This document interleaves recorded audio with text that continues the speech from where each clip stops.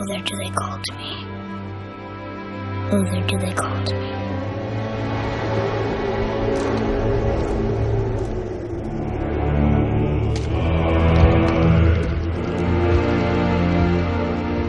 Like so many popular franchises that have reinvented themselves in recent years, the new God of War dips into the well of open-world RPG tropes. It also shifts its focus to Norse mythology, casting off the iconic Greek gods and legends that provided the basis for every previous game. I dare say it's about time. These major shifts don't signal the end of God of War as we know it. Instead, they allow the series' DNA to express itself in new ways. Santa Monica Studio has converted a furious, bloodthirsty icon in Kratos into an emotionally complex father figure. Part of him retains the old violent tendencies that made him a star so long ago, but now with his young son Atreus to protect and guide, we also see Kratos take a deep breath and bury his savage instincts in order to set a positive example. What are you doing? Now his guard is up. Only fire. Only fire. When I tell you to fire. I'm sorry. Do not be sorry. Be better. Thanks to the natural writing, fitting voice actors, and flawless animation, it's easy to get sucked into the duo's journey and buy into their mutual growth. Though he is a teacher, Kratos carries a mountain of grief and self-pity that only the innocence of his son can help him overcome. And Atreus experiences his own ups and downs that might have set him down a very different path if not for Kratos' guiding hand. Cut it out! Weak again. It's the death of his mother prior to the start of the game that thrusts Atreus and Kratos outward from their sanctuary in the woods. Her dying wish was to have her ashes spread atop the highest peak in the land. As if wild predators and ghastly fiends weren't obstacles enough, representatives from the pantheon of Norse mythology arise in an attempt to disrupt their mission, establishing the amplified stakes and the clash of impressive mythical forces that you expect from God of War.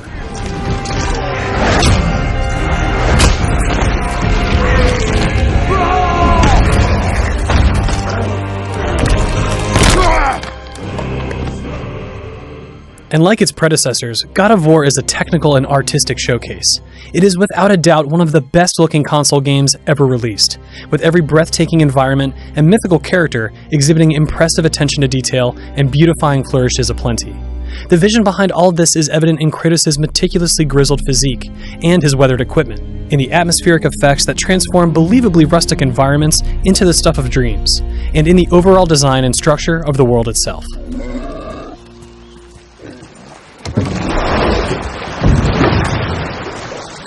The majority of your journey is set in the large realm of Midgard. At its heart lies a huge lake that you can explore by canoe at your leisure, with a coastline dotted by optional puzzles, formidable opponents, and entrances to the map's primary regions. Your mission will carry you through to most of these places, and along the way you'll likely take note of inaccessible pathways and glimpses of locked-away treasure. There's always ample room to explore off the main path, and good reasons to give into curiosity regardless. But these teases in particular spur you to re-examine previously visited areas as your capabilities expand. With the boy fighting by your side, firing arrows, or choking unsuspecting enemies, you will team up against corrupted cave trolls, face towering beasts, and fight hundreds of intelligent supernatural warriors. Kratos prefers to use an axe these days, which functions very differently than the chained blades of chaos he's known for. This comes with a very satisfying and cool ability to magically summon your weapon to your hand, a bit like Thor and his hammer. It's a move that never gets old. And really, neither does combat in general.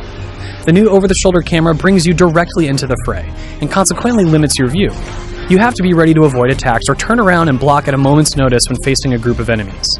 It's rare that you can actually spam combos without putting yourself at risk, and this emphasis on mindfulness solidifies God of War's graduation from the traditional hack-and-slash doldrums.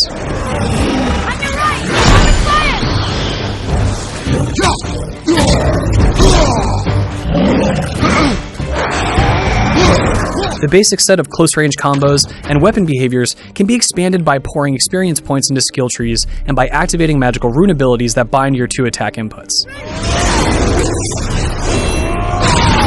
There are a lot of options to consider and tactics to learn, including skill trees for fighting empty-handed. There's a wonderful rhythm to be found when switching from your axe to your fists, and then into Kratos' satisfying brutal execution moves, all the while ducking and rolling out of harm's way.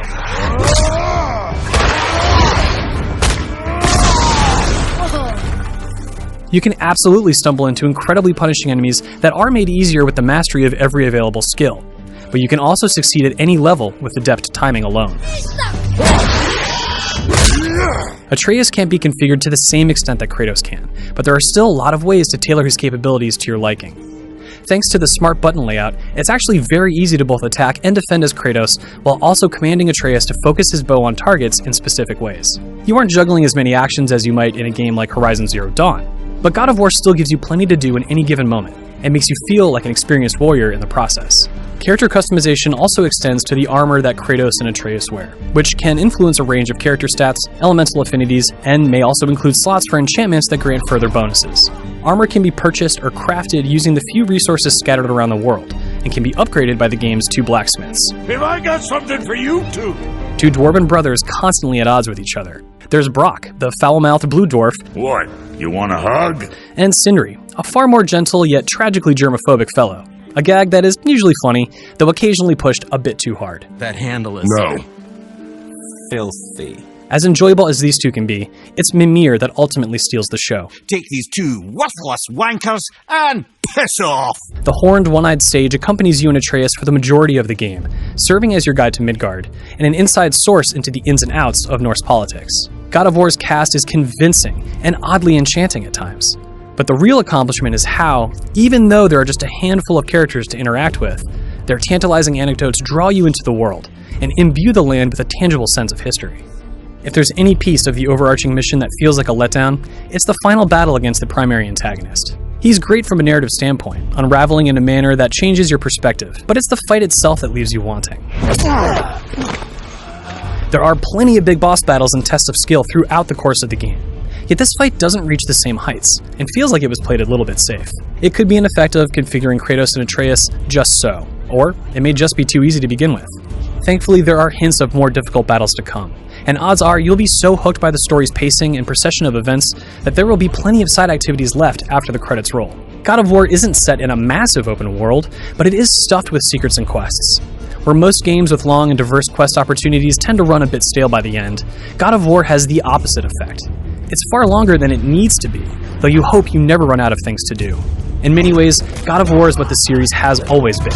It's a spectacular action game with epic set pieces, big budget production values, and hard-hitting combat that grows more feverish and impressive as you progress. What may surprise you is how mature its storytelling has become.